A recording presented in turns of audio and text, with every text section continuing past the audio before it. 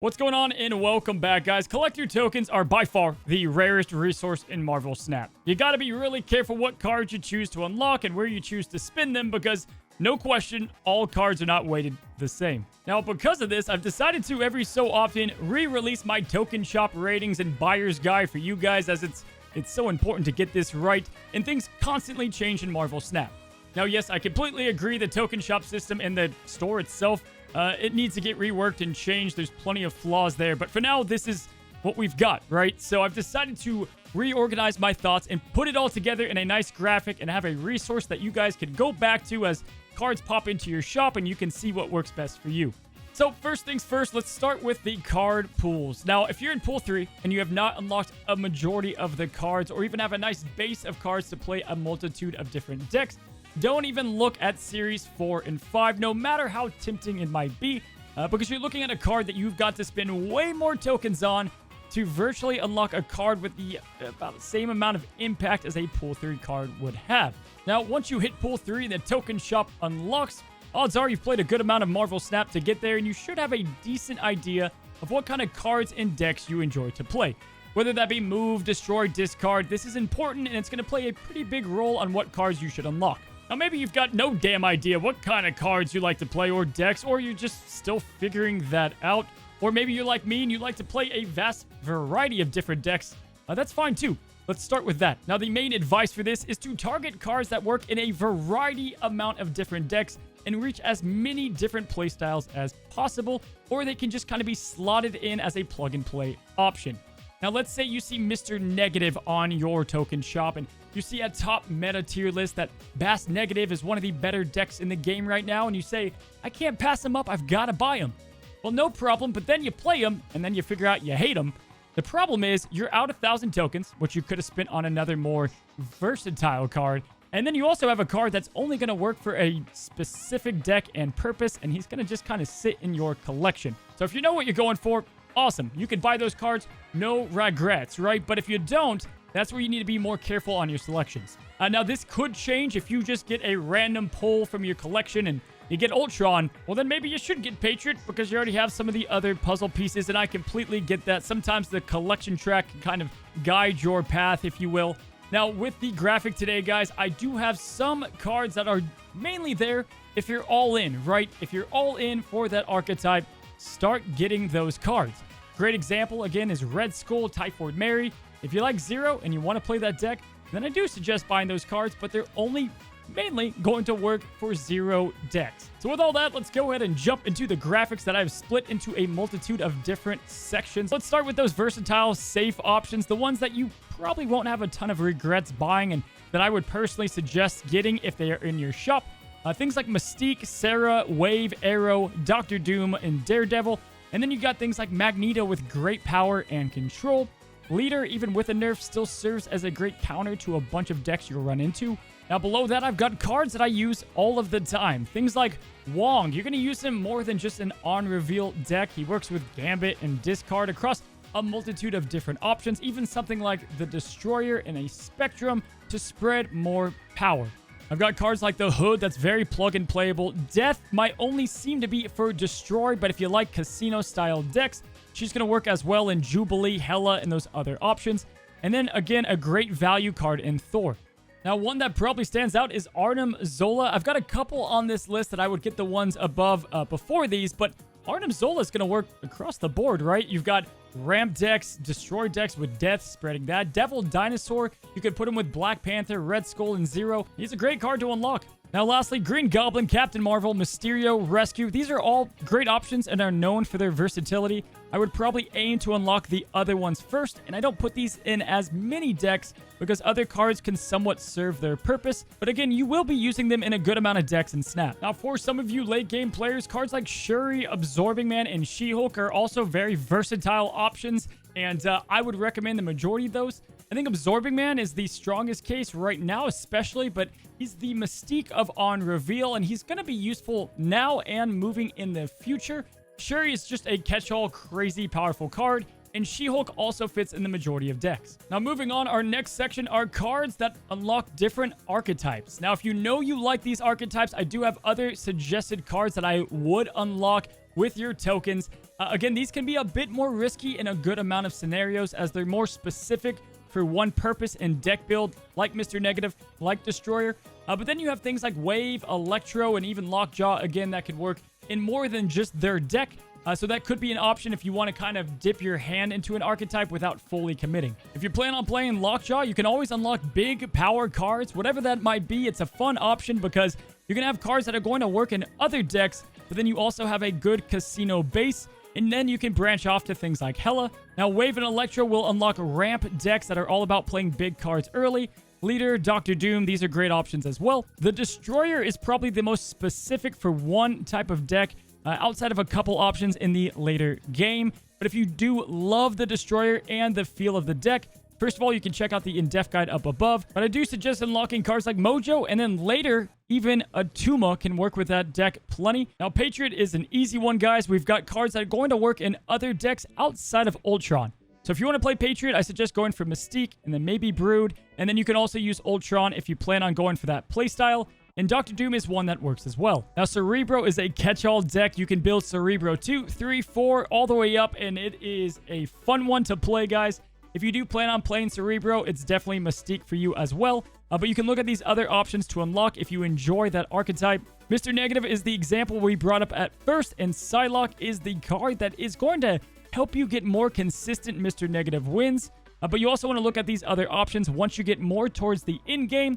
But lucky for you, there's plenty of options early on with the cards that you already have from the earlier pools. Now, Zero is an archetype I love, but probably the least beneficial to other decks if you do unlock them right there with Mr. Negative. Cards like Red Skull, Typhoid are awesome. If you are all in on Zero, you can go Atuma, and then even later on, Luke Cage and Shuri. Taskmaster is a fun example that can be used across plenty of decks, but also work with the Zero archetype. Now, moving on to the more specific archetypes of Snap, you're going to see some repeat options, but for the most part, these are cards that if you're all in for, let's say, on reveal, these are the cards that you want to target. Silver Surfer is now a pool 5 card, and it is a good one at that. And so if you do decide to either go that route or the Black Panther route, there are some options that you can continue to go down there. Destroy is pretty easy, and there's not a lot of commitment, so definitely one that plenty of people pick up fast because you already have a lot of the other options. Wave is obviously going to need to go with Death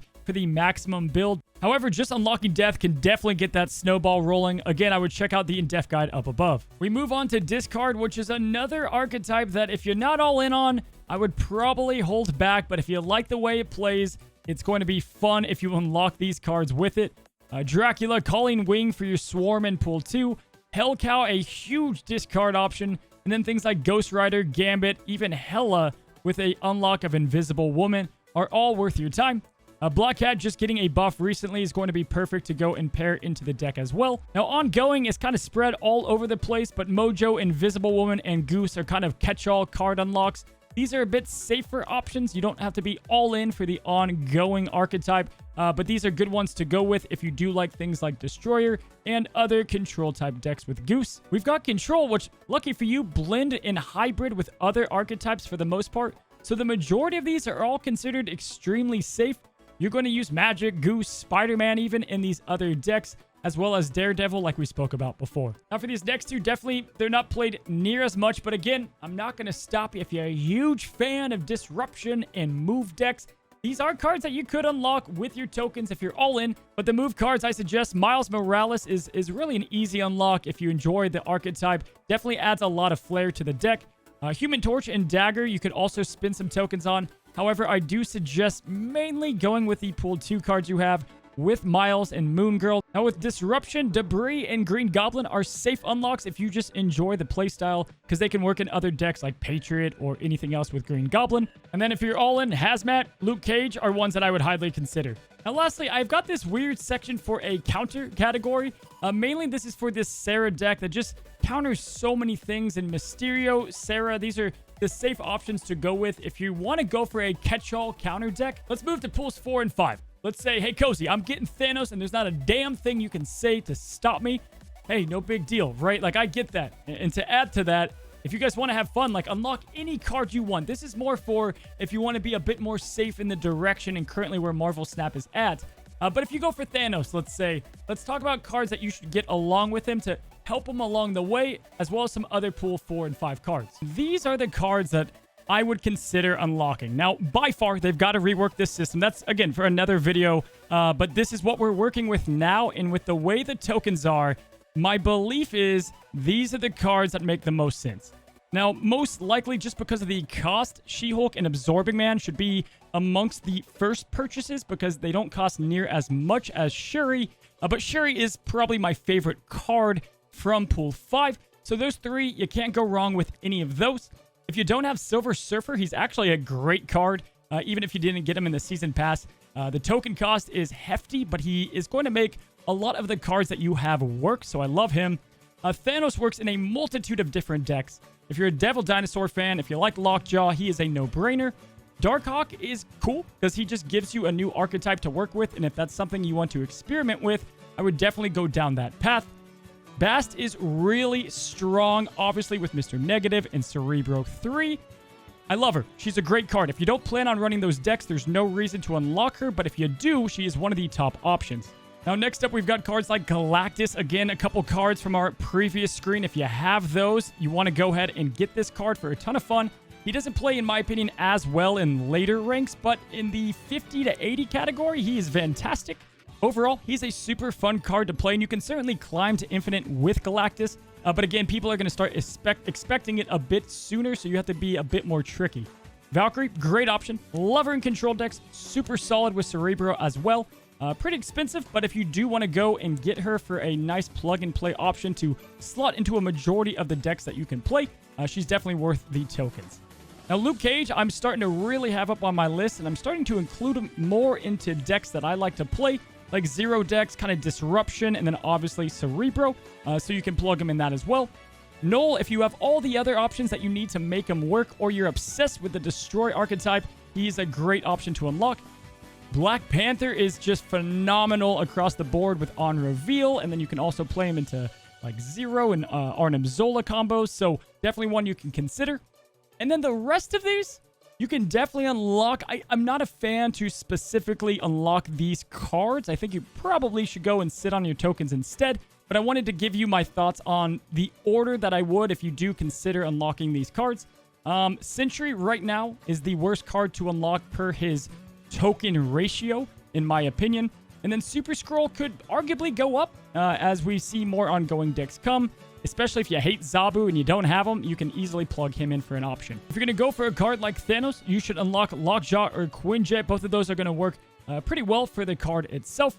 Galactus Lovers, I totally get it. One of the most fun cards to play with in the game.